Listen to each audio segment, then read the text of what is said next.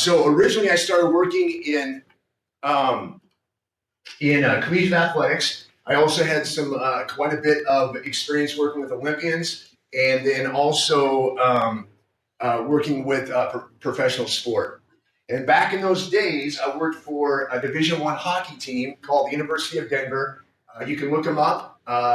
There's a controversy on who is the most successful collegiate hockey program ever, and it's between Denver and Michigan. I'm going to go ahead and clear that up for you right now. It's actually Denver. So anyway, just see if you have any questions about where that is actually at. Then back in 2010, I left the collegiate professional Olympic ranks and stepped into working in special operations. I went to go train SEAL teams, and so walking straight out of that world, I walked into this new frontier that no one had ever really done before, and no one really knew much about. And what that was the idea of taking what we're doing in sport and taking it over to special operations. Okay, and so that's my background. So what I want you guys to know is that throughout all the years of me doing this, I have learned that physiology, which is to make people bigger, faster, stronger, have more endurance, is only a small portion of what allows people to be high performers. Dr. Stevenson said something a little while ago. He said that being uncomfortable is the only way that we improve. And I'm here to tell you, as an expert in the field, that is absolutely true. We do not improve as human beings. We don't, unless we're uncomfortable. That's why when we work out, when we do things and we're getting into and we're learning new things, it's uncomfortable because it's getting you out of what we call your homeostatic state. Humans love to be comfortable. We'd like to be on the couch eating potato chips. The reality is it's not good for us. And I can tell you the only way you get better is you have to be uncomfortable. So embrace discomfort, because in that process, you are becoming stronger. Now, what I want you also to know is that this is real. As of today, we don't know what human beings are capable of. We don't. And what drives me crazy, because I'm ridiculously curious, almost painfully curious, about finding out what it is that we are capable of doing, we also know that, or what I'm assuming is we're probably never going to know. I'm going to go through my whole life, I'm going to lie on my deathbed going, dang it, I wish I would have known. I'm still not going to know. But the reality is, humans possess an unknown and possibly unknowable potential for growth and development. Okay, now what I want you to understand is humans are very complex, very abstract. It's really, really hard to find out exactly the needs of every individual. What are the strengths and what are the weaknesses? Why is this individual struggling? Why is this individual performing at a high level? It's almost impossible to find that out. You have to do your best you can to find the black and the white. What is it? What is this individual? What do they need so I can bring them to a higher level? But you have to understand that you're probably never going to find the exact reason. And what you have to do is you have to find as much as you can, but engage the gray. Engage the gray. This is how humans are. And what we have is we have parts, properties, and attributes. We have physical, spiritual, cognitive, emotional. These are not things I make you become. There's something you have, something you are. I'm sorry, you can't escape it. For example, this word spiritual gets people really worked up. I didn't say I'm making you religious. I said you have a spirit. Sorry, you can't escape it. Science is actually starting to point to the reality of the spirit, which I love because I've always believed in it. Science is actually starting to show that it does exist. And spirituality actually might be one of the strongest and most motivating factors that causes a change inside of us. And I'll explain that here in a minute. Okay. Here's what else we know. We also know that humans can gain and lose different parts, properties and attributes.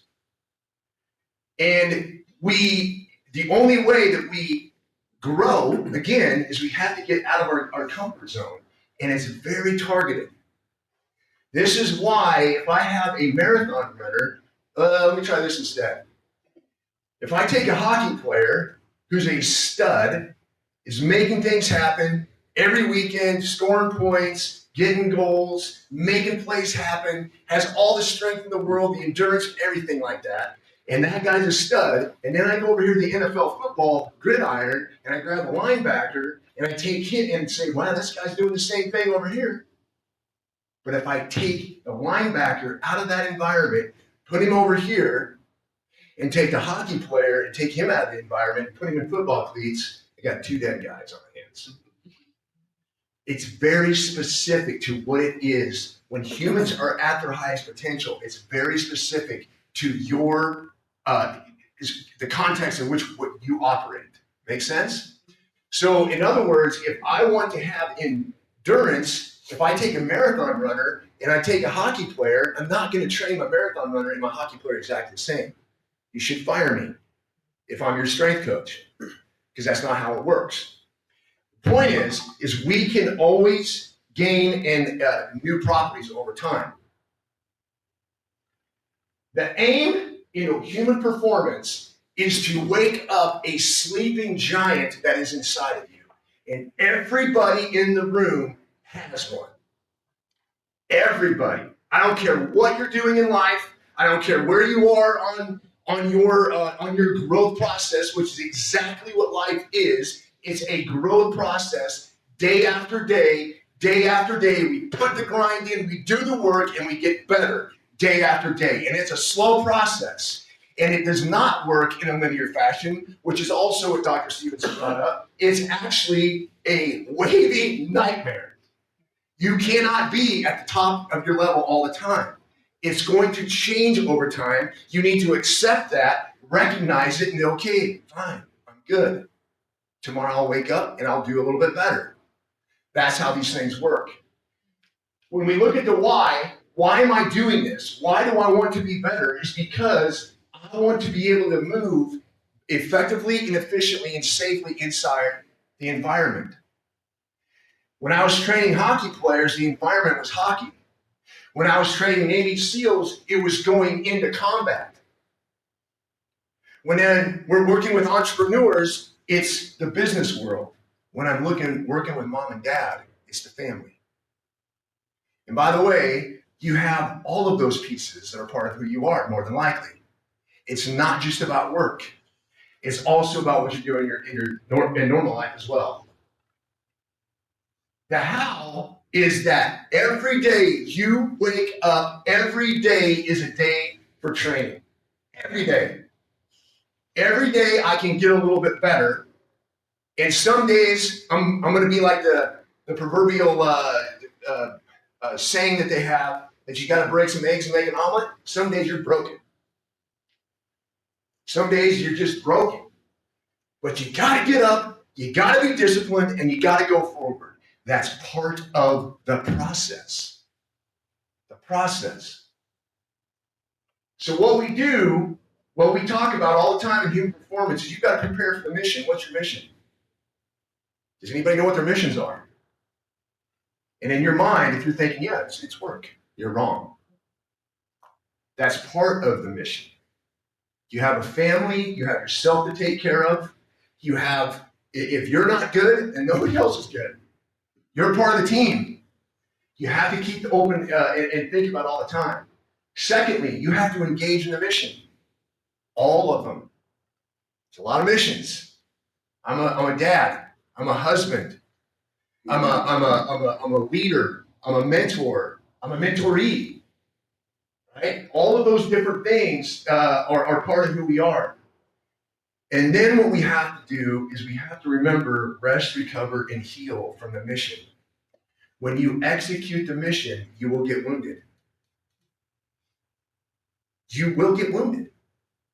It's part of the process. What ends up happening is people hurt you. Teammates and you aren't getting along. Something happened with your kids. Husband's mad at me today. Financial stuff comes up. all of that happens. You have to get rest, recovery, and healing. See, here's the thing. It's not a matter of if disruptive change will happen. It will. The question is, are you ready to handle it? And that's why we always prepare for the mission. Add properties, add the attributes. What are my weaknesses? What do I need to get stronger at? Right? These are all part of the things we have to do. And then what do? You repeat, do it again. This is what we talk about all the time with everybody we work with.